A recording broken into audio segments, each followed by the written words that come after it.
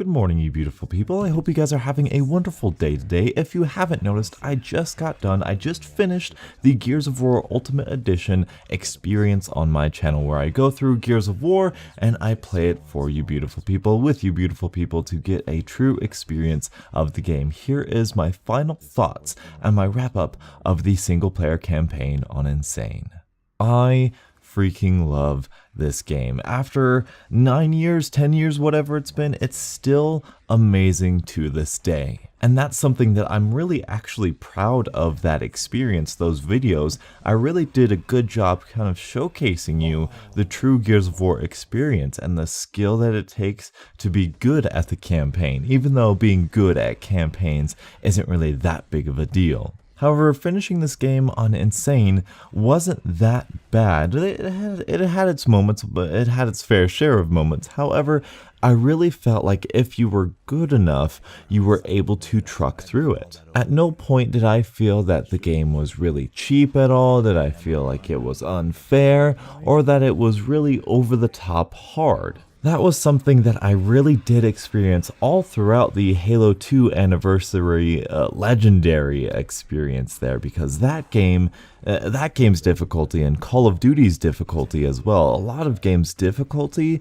comes in terms of how much the enemy deals damage to you and how much damage they take. Now that's still the case with Gears of War. They take a lot of bullets and they kill you really quickly. However, that's not the only sort of skill. That's not the only sort of gameplay mechanic that they're reliant on. The cover-based system is fantastic. The different weapons, the different engagements, the different enemy styles are fantastic for a good diverse group of skill, or a good diverse amount of skill, a good skill gap, to where it's not just the enemies are really tough to kill and it's really easy to die. It's more than that. It's deeper than that. Something that this and Halo both got correctly is its enemy types. How you go about each engagement.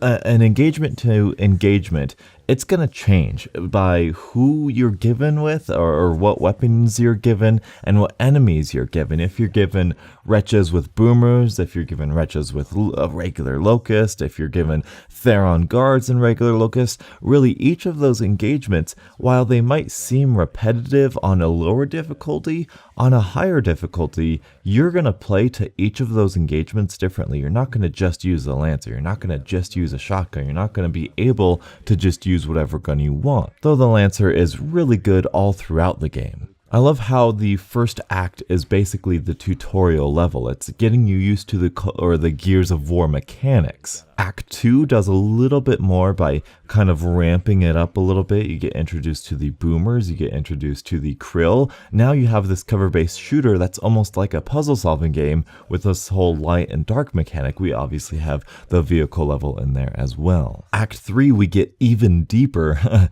both physically and metaphorically speaking here in the video game terms, because we go underground with Lambent Wretches. Lambent Wretches are unlike the first Wretches we see in the game.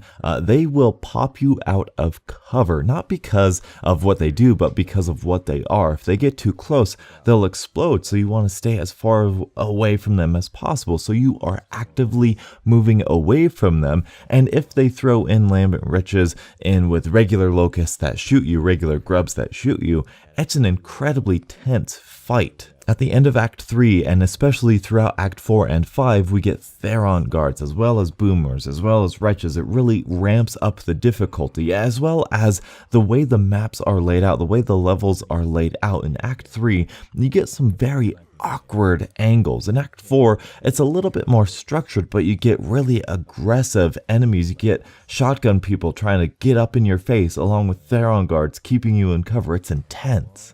And all throughout this, we get a really cool mix of action movie moments. We get the Berserker, which is just one of my favorite video game characters, and I love the way it returns in Gears of War 3. There are just some iconic moments here, and I love them all. Being on the train and detaching the train cart from the Berserker, killing Ram in the final boss battle. Well, it's so glitchy. It's just, that's what the first Gears of War was. It was a glitchy mess during that boss fight, and it was very difficult, and surviving the swarm of Krill at night is just so tense and heart-pounding. The first time we see boomers and they go boom. It's so iconic and fun and simplistic. It's a nice tight little story around these 4 characters trying to achieve a single mission.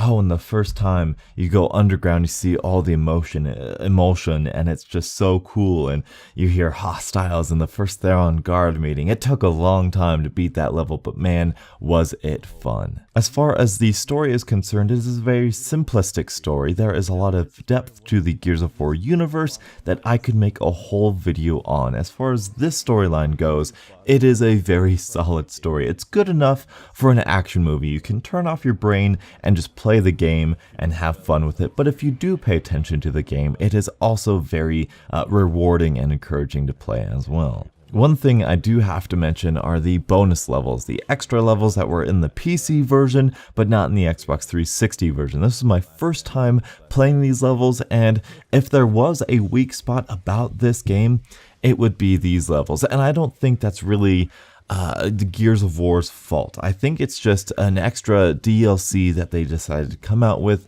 just because they wanted to, but it really felt like a tacky sort of tacked on part of the game, or it's like, oh hey, we want you to play more of the game, and it kind of just felt like an artificial time lengthener of the game. Very difficult levels, mind you, but the Brumok fight was actually very fun, very cool, and very rewarding as well, and it was a really good end to the act as well. It doesn't take away from the game all too much, but if you are sort of like me, you're kind of like, hey, this bridge is out. Of course, we need to fix this bridge, and we're going to spend 5 chapters in this act trying to fix this bridge control to get moving on to with the plot. You know, it felt like a side mission in my opinion, but hey, that's really the only downside that I could see.